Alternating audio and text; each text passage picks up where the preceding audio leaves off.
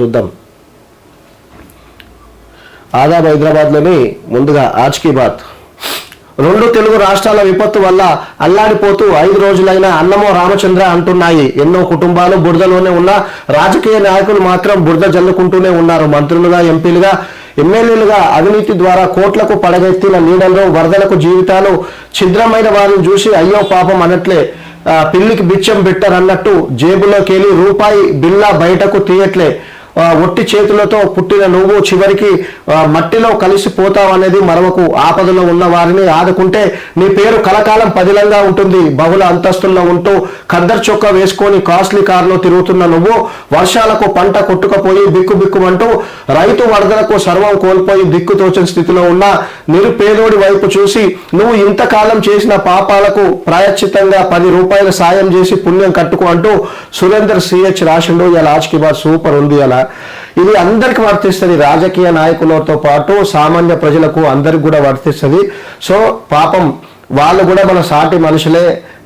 తెలంగాణతో పాటు మన పక్క రాష్ట్రమైన ఆంధ్రాలో కూడా సో వాళ్ళు నిజంగా బిక్కుమంటారు. ఇక్కడ ఖమ్మంలో అయితే చాలా ప్రాబ్లం అయింది. పొలంలో మొత్తం అన్ని కొట్టుకుపోయి వాళ్ళ నిత్యావసర సరుకులు కొట్టుకుపోయి 5 రోజుల నుంచి వాళ్ళు నీళ్లు అన్నం కోసం ఎదురు చూస్తారు. అన్నం పెట్టే రైతులే వాళ్ళు అన్నం కోసం ఎదురు చూస్తారు అంటే పరిస్థితి ఎట్లొచ్చింది.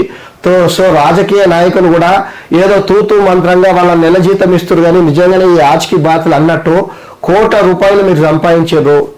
ఒకటి ఆలోచించరు. చూడు ఏమంటారు, ఇలా మనము ఒట్టి చేతులతో వచ్చినాము, ఒట్టి చేతులతోనే పోతాము. సాటి మనిషి ఆకలితో ఉంటే వారికి మనం సహాయం చేయకుండా మనం అన్నం పెట్టలేని మన దగ్గర ఎన్ని పైసలు ఉండి కూడా ఏం లాభము, ఎంత గొప్పగా బతికి కూడా ఏం లాభం, ఒకసారి ఆలోచించరు. సో దయచేసి ఆ వరద బాధితులకు మీకు తోచిన సహాయం చేయండి. ఏదైతే అది చేయండి. చూడండి, ఒకసారి ఆలోచించరు. మనం సినిమాకు పోతాము, ఇట్లా 500 ఖర్చు చేస్తాము. ఇట్లా పోతాము, ఓ బిర్యానీ తిని ఒక ₹1000 ఖర్చు చేస్తాము. ఇట్లా కుటుంబ సభ్యులతో పోయి 2-3 వేల రూపాయలు ఖర్చు చేస్తాము. మీరు ఏదో ఒక ఫ్రెండ్స్తో పార్టీ చేసినాం అనుకోండి, లేకపోతే ఒక కొత్త సినిమా రిలీజ్ అయిన సినిమా చూసినాం అనుకోండి, లేకపోతే ఏదైనా ఒక చిన్న ఫంక్షన్ చేసినాం అనుకోండి.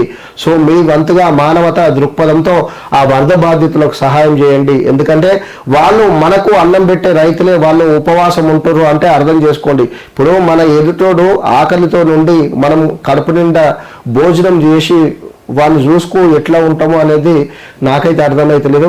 సో దయచేసి ప్రతి ఒక్కరు మీకు ఏది దోస్తే ఆ సహాయాన్ని వరద బాధితులకు చేయవలసిందిగా కోరుతున్నాను. ఓకే.